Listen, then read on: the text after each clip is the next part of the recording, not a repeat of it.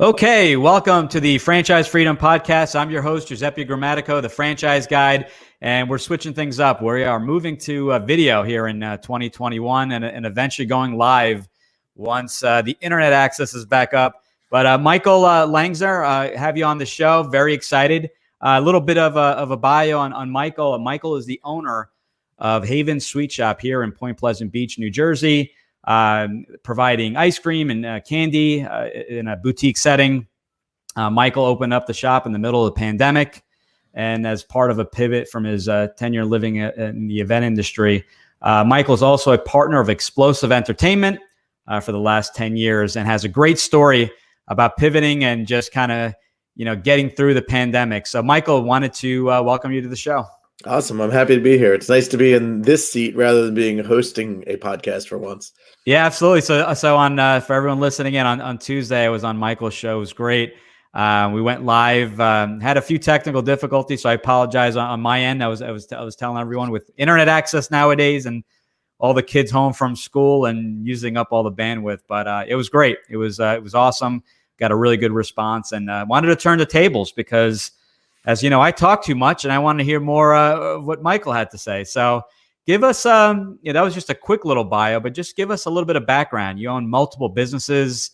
You've had some business pivots, and that's the launch of Haven Sweet Shop. So tell us a little bit about your background and the businesses you're currently in. Sure. Well, I guess you could say that my real focus in life has been, in the event industry and being a DJ. I never expected it to be full-time. I started when I was a child, 13, 14 years old, just, playing little backyard parties. My parents would drive me there when I would drop off, me and my equipment. And it was fun. Looking back, I would get a $50 gift certificate to the CD store in the mall. That was my pay. And I thought it was the greatest gig in the world. Right.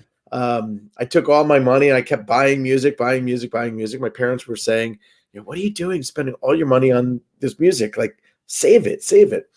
Went away to college. I went to Rowan University in South Jersey, and I found myself DJing there night after night, whether it was a frat party or a local bar.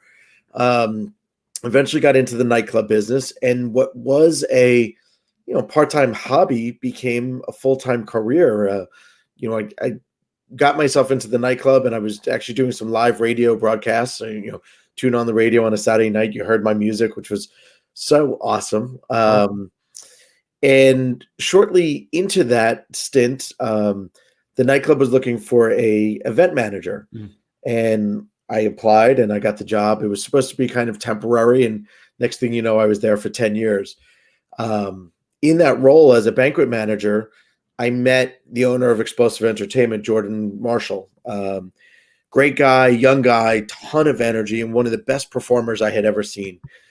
And we hit it off. We shared a bunch of mutual friends, and we always said, one day I would get out of the catering banquet business and get more into the DJ side of it, because I was wearing two hats. I was catering during the day and DJing at night, and the focus should have been, let's just put all your eggs into this DJ world.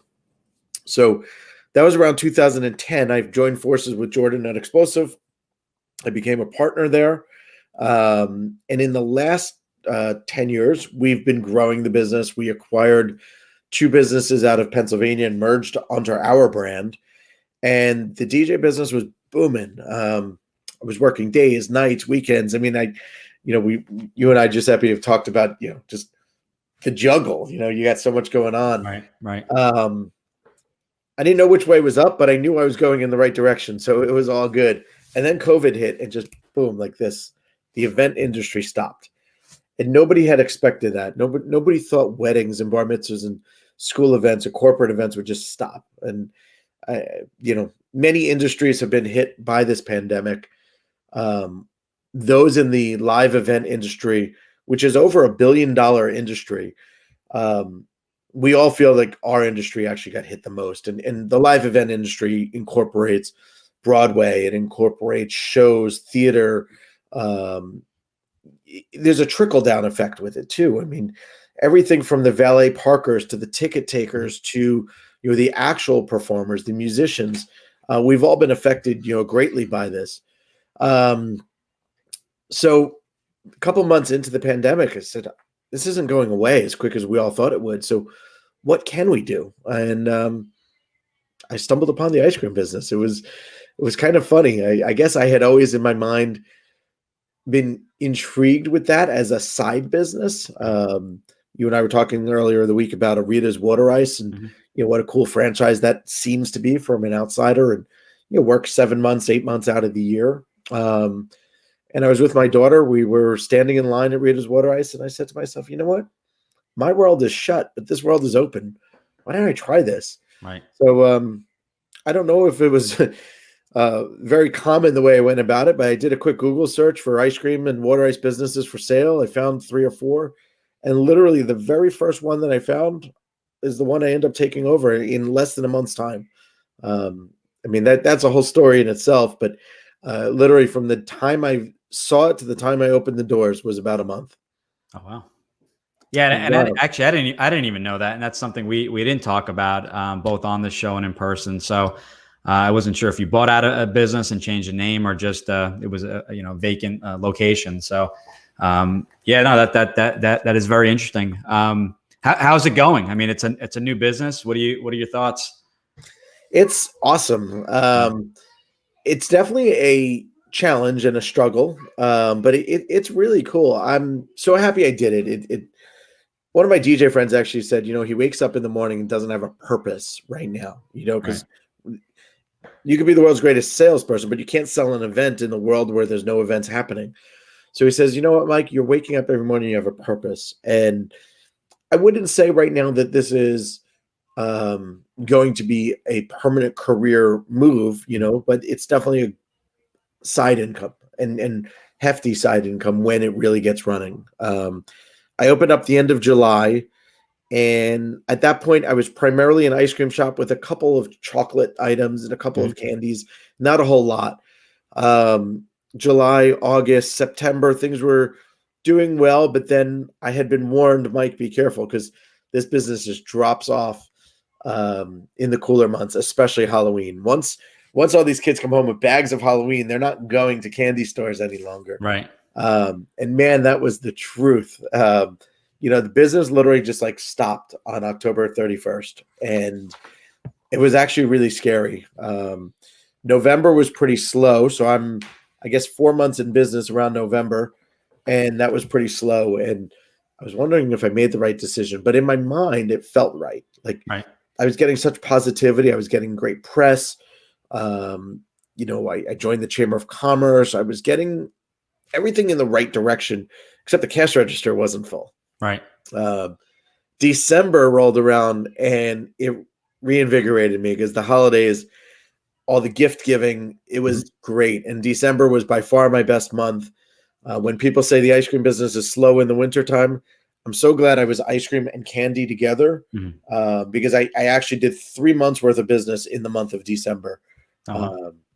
So now I just got to get to Valentine's Day, and then get to the warmer months, and then I'll really know what this business is about, because truthfully, I don't know. People are still stuck at home. They're uncomfortable going out.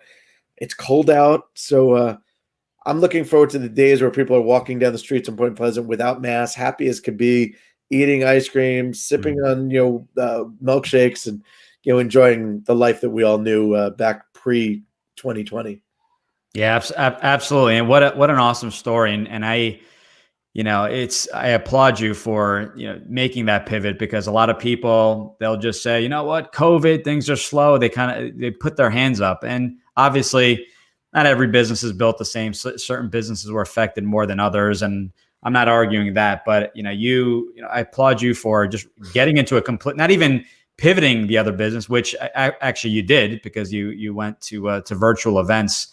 Some events went virtually, but getting into a completely different business and using that as a vehicle, right? Your plans are not to, it's not the end all be all. I think a lot of people have the mindset, I'm in the cleaning business, so that's the end all be all. I'm never going to get out of it. Well, it's just a vehicle, right? It's one of the investments. It's one of the businesses that are going to get you to where you want to be. So I applaud you for that, and thank you for people listening in. Yeah, I'd love to make a comment there and explain why I chose what I chose, because I think there's importance there to anybody that is interested in pivoting and whatnot.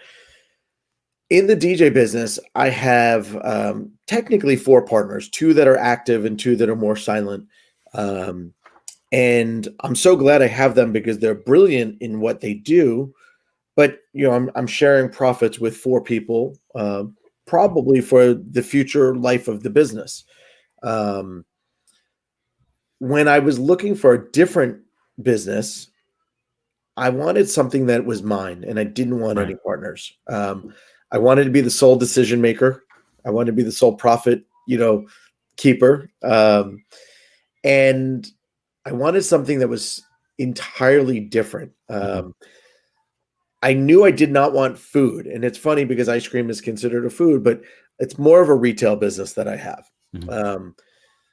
I wanted something that had comfortable hours, and something that I felt I could do remotely and in person. And when the DJ business picks back up, I can know that the store can do well without me there every day. Right. I have a very good friend who owns a bakery, and he's a slave to his business. He's there 7 days a week. He literally does not have a day off. I don't think he's taken a vacation since his honeymoon 12, 14, 15 years ago. And he kept warning me, be careful what you get yourself into. And I thought in my mind, how difficult is it to scoop ice cream? A high school student can easily come in, as long as they're bubbly and friendly, they could scoop ice cream, and it's not earth shattering. And I would say that the DJ business is not brain surgery by any stretch, but there's no mistakes. I can't make a mistake. If I'm DJing a wedding, there's no redos. Right. So I wanted something that was much lighter in scope. And I joke around with the staff. Of course, we want to be perfect at the ice cream shop every single time. But what is the worst thing that happens is, somebody comes in, maybe they want mint chocolate chip ice cream. We're out of it. Well, we got 20 other flavors. Right. We didn't destroy somebody's day. Or maybe somebody asked for mint chocolate chip, and for some reason you just weren't thinking, you scoop something else. You give them something else, and they say, hey, that's not what I wanted. You apologize. You make a different flavor. You give it to them, and the problem's gone. Right. So I wanted something that was simplistic, I guess you could say. Mm-hmm. I mean, running a business is not simple, but the day-to-day transactions in this case were very simple. Right. And more than anything, Giuseppe, it's a positive atmosphere. It's not a complaint type of business. It's not a call center. I'm not dealing with frustrations in life. It's just you're happy when you walk into an ice cream store. You're happy when you're getting candy. I even thought about it from the perspective of long lines. If you go to Wawa, and what a great business Wawa is, but you walk in there, if there's 4 people online in front of you, you kind of get frustrated. Like, man, I got to get out of this store. Right. It's just a mindset. Like, you got to be in and out of Wawa or in and out of McDonald's drive-through. You get mad when there's a line, but any popular water ice or ice cream store has a line 15, 20 minutes long in the middle of summer, and it's accepted. So it's weird, but those are the reasons why I got into that business. That's great. And yeah, it's not, when I hear about people, their decisions, how they got into a business, oh, that business looked really busy, especially with some of the restaurant franchise chains out there. And I said, that's definitely not the reason you definitely want demand for a business and you want it to be popular, but what are the profit margins? Are you going to what is the owner's role? That's kind of, what do you want that to be? And you nailed it, right? You wanted a business that basically you're going to be semi-absentee, as I call it, where you're not going to be there. You're not there, from open to close right now. So you want a business that can be run, and a lot of businesses like your business can be run that way. The key is obviously the systems in place, but you got to hire good employees. You got to train them and make that environment really friendly and have them come back, because I'm sure you may find people that are available in the summer that maybe go back to school. Maybe they're on their summer breaks and things like that. So key employees, I know for all my other businesses, is one of the most important things. And I applaud you for that as well, because most people just dive in for the wrong reasons, and then they put their hands up. Why did I fail? Well, you bought the wrong damn business, as I kind of jokingly say. You got into something for absolutely the wrong reasons. You didn't do your research. So that's some really good advice. And I would think your business right now, I know my ice cream and chocolate consumption is probably, I wouldn't say doubled, maybe quadrupled since because I was at your shop because what was the big craze? The chocolate bombs. Yeah. Can you explain what that is? Because my kids, they can't get enough of that. Can you tell everyone exactly what that is if they haven't heard of it? The best part is that 3 months ago, I never heard of a chocolate bomb. And to date, I've sold well over 2,000 of them. Wow. A chocolate bomb is a hollow ball of chocolate. I make mine fairly large. It's about the size of a tennis ball. And inside of this hollow ball is cocoa powder and marshmallows. And we decorate it nicely. And we've got all different themed chocolate bombs now. But you put it inside of your coffee mug and you pour hot milk or hot water on it. And the heat literally melts the ball of chocolate and out oozes the marshmallows and the cocoa powder. And you have this instant, incredibly rich hot chocolate to enjoy. So it became a Instagram and TikTok trend, and I'm reaping the benefits of it. So maybe that's a good piece of advice for anybody looking into a business, but whatever's hot on TikTok and Instagram, like that's where you got to be right now. Yeah, that's the hook, right? If it gets them in the door, and then there's the upsells, right, of all the other products and the ice creams and the candies. I even noticed I'm a big fan of Nitro coffee. That's another. It's almost like it almost has that Guinness consistency, but exactly. with caffeine, so you can drink that during the day and not have to worry about it. So. And you know what? That's a great item too, because I really want to have coffee in my shop, but I don't have enough traffic right now. And there's coffee drinkers are very particular. So thinking about products to put into the store, I didn't want to be brewing coffee and spilling it out all day long, and because it needs to be fresh. What's so cool about the Nitro coffee is that it's pressurized inside of a keg, and it can last for months on end. So, I partnered with Bean Mug and Coffee, which is also a Point Pleasant based company.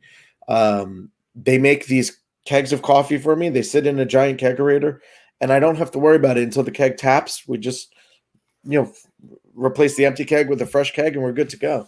I didn't realize it lasted that long. So you said at least a couple months. That's a nice shelf life versus making coffee fresh every day, where you have to throw it out when it's heated. So interesting. See, I'm learning over here. Me too. I knew I wanted to get into coffee, but K-cups were going to be the only way I saw reasonably to do it, because otherwise I was going to make a pot at a time and cross my fingers and hope people came in and ordered it. So this kegged coffee worked out so much better. The only downside is in the cool months, not as many people are drinking cold brew and Nitro, and they want the warmer coffee. But we'll be in the warmer months sooner than later. Right. Absolutely. No, absolutely. So I know the reason, but if you can share with everyone, how did two things. I'll ask two questions. How did you name your shop, Havens? I know the answer, but just to share, it's a cool name. And secondly, why Point Pleasant? There's so many beach towns. Why on Bay Avenue in Point Pleasant? Okay, good question. So Haven is my daughter. I have a 6-year-old daughter, and her name is not unique by any stretch. Well, her name is unique. Excuse me. But we live on the water, and my wife didn't know this when she heard a celebrity 6 years ago naming their child Haven, and she says, "That's a great name. We should do that."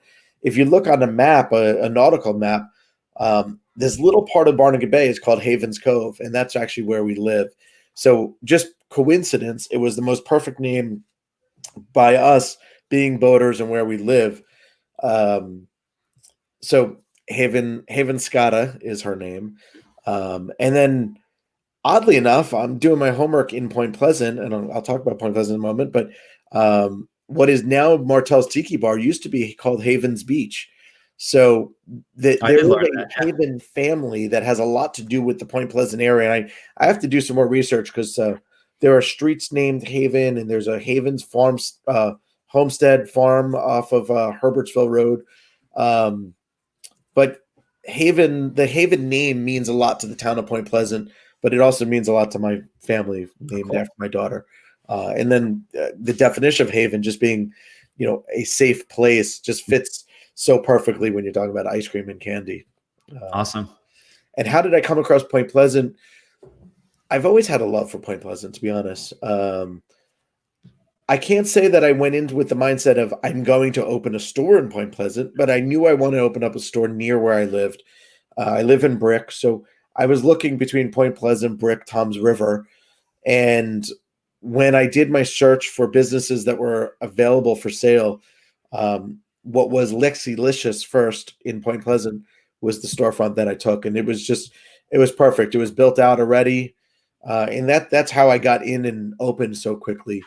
The prior owner turned it into an ice cream shop, put in all the equipment, the cash registers, the security system. It was turnkey for me, other than adding some shelves and personalizing it to make it more into mine. Prior, it was not a candy shop, so I did do a little bit of personalization, but I got the keys on a Sunday night, and by Thursday I was open. Oh, So in wow. 3 days, I added shelves, put some paneling on the walls, and changed the sign, and let's go. Like that was the way I went about it.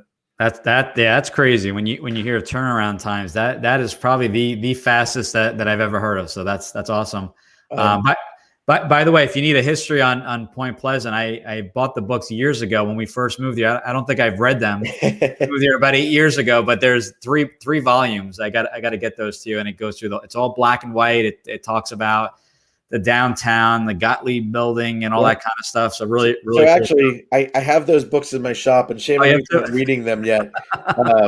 But just yesterday, as a matter of fact, I had some pictures of the original candy shop, original ice cream stores in Point Pleasant blown up, big black and whites, and they're now hanging on the walls of the shop.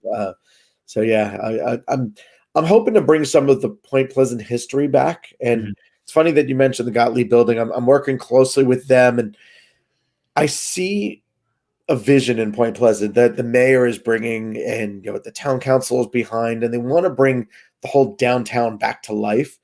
And I guess I sort of stumbled upon this location by accident, but I'm so glad to be there, and I see what's about to happen. And the downtown Point Pleasant is being mirrored off of many other cities that have really bustling downtowns, and I'm very excited to see what the next couple of years bring. Yeah, that's a lot of exciting stuff. I feel like we need something more of an attraction. We were talking about the trolley service, connecting the downtown with the beach. And I think was it my good friend Fallon Schultz. I believe you were working with her. They were doing some events to gain some excitement in the area. Yeah. So I thought that was. I think you had done. You were. I was the DJ in the middle of the street for these things. Yeah. That's awesome. So yeah, if you're in the area and a lot going on, that was you playing the music. So the requests go to Michael. So that's awesome. No, it's awesome. That's a great story. And I noticed too in the shop, and I think it was on Instagram. It was kind of like a photo booth that you guys have, right? I know when you walk into the right, which was kind of cool. Was tell us a little bit more about that. So thanks for. I sort of forget about that because I just see it every day, but that's a big piece of uniqueness for me. Being that I own a DJ company, I own several photo booths. Right. And with the event industry kind of at a halt, I have a couple photo booths just sitting in the office collecting dust. And I said one day, why did I bring this in here? And in fact, talk about other businesses and pivots. With some friends, we actually thought about going into the business of renting photo booths to businesses. So a dentist is actually a great example. Go in there and you get a picture as you leave of your fresh, bright teeth. Right. And I have friends with photo booths, and we said, well, why don't we go out and rent our photo booths out on a monthly basis? And we were really exploring this, and then the light bulb went off. It's duh, I have a business. It just hit me. I have a store. Why don't I bring my photo booth here? So I went over my warehouse at the DJ company. I grabbed the photo booth and I prepped it to, you have to what's called build an event. So I build an event that's a year long, right? And the photo booth sits in the store, and it's a great piece of fun for the attendees in the store, right? But it's also great marketing for me. If you go in and take your picture, the photo booth will then text message or email you the image. And the image is branded. It says Haven Sweet Shop. It has the website and the address. Mm-hmm. So guests are then taking it and posting it on their own Instagram and their own Facebook pages. And really what they're doing is advertising for me, but I'm giving them a fun experience at the same time. On on the bottom of the photo booth is a little sign that says photo booth is available for rent. And I've already had 2 people interested in renting it. So, Oh, wow. the whole kind of full circle is there, because that then brings money back to the DJ business for a piece of equipment that was just sitting in the warehouse collecting dust. And I'm trying to utilize it for the right things too. I got involved with the Kiwanis Club, and I did an event for them to bring awareness to my store, but I also brought the photo booth there.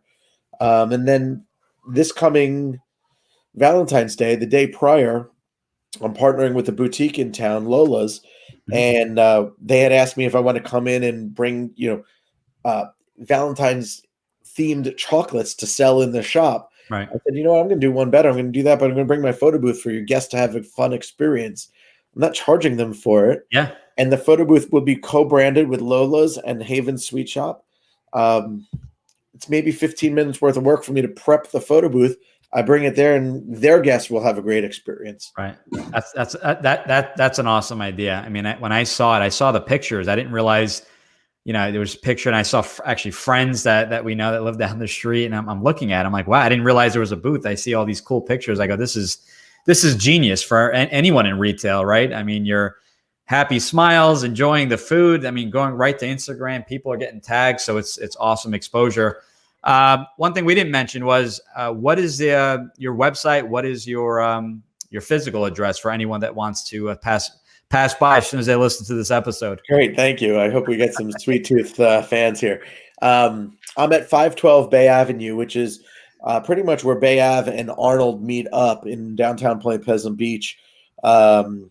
And the website is Haven's Sweet Shop.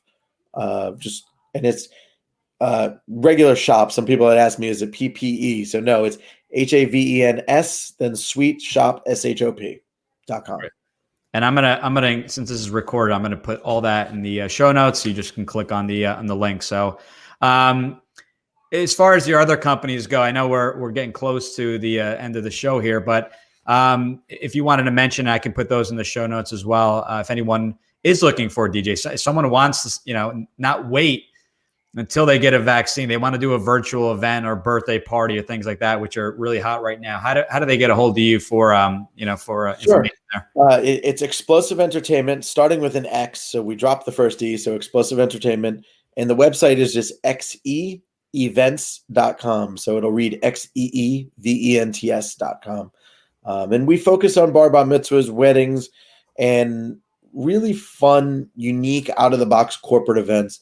And our pivot has been virtual, as you mentioned kindly for me, so thank you. We've gotten into a good share of virtual events, virtual team building, virtual game shows, scavenger hunts, and we will even go on site for bar mitzvahs and weddings and film the ceremonies and broadcast them to Facebook Live or YouTube Live, and guests at home can technically zoom in. I hate everyone uses the term Zoom, so zoom in and experience this. But we choose not to use the typical Zoom platform. We're using high def, 1080p cameras and good quality microphones. So it's a true cinematic experience. That's awesome. Yeah, it's a lot of the birthday drive-bys were cool in the beginning, but now it's like some people are now approaching their maybe second birthday party or event. It's like, all right, let's mix it up. But the drive-bys are cool. We just had one in town, and it was really cool. It's by far one of the best ones. But I see this being maybe for the remainder of the year, once things get a little bit safer for everyone to come together, and they're sick of pushing things off because this has been the anomaly, right? We've never seen anything like this. So that's awesome. I hope this is, for everyone listening in, if you have a specific question for Michael, you can reach out to me, stop by, say hello to Michael at the shop, ask some questions, because there are a lot of people, in the same boat as you. And once again, I applaud you for really changing things up. I mean, repurposing what you have, getting into another business, going virtual, talking to some other business owners. Some of them are kind of waiting things out. Well, you really can't wait, because if you do wait things out, and I do understand, obviously there's obviously a financial aspect to it, and everyone has a different situation. So this is not talking down or saying people are doing things wrong, but being really proactive to grow the business and pivot, I think is extremely important. And okay, can I just say one thing is that if this pandemic wasn't here, I would have never opened up the ice cream business. I would have never thought of it, nor would I have had the time. So I looked at it as an opportunity. I had the time. I knew that there'd be at least 3 or 4 months. I didn't think it was going to be this long, but at least 3 or 4 months of time to invest into creating a new opportunity for me.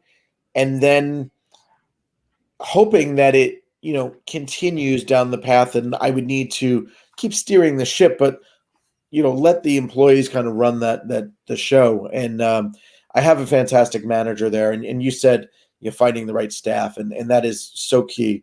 In fact, the manager that I have came from my DJ business. She was looking for work too, and it's going to be hard for me to lose her at the ice cream store when the DJ business goes back, because that's where she wants to be as well. But I knew I had somebody trustworthy in there.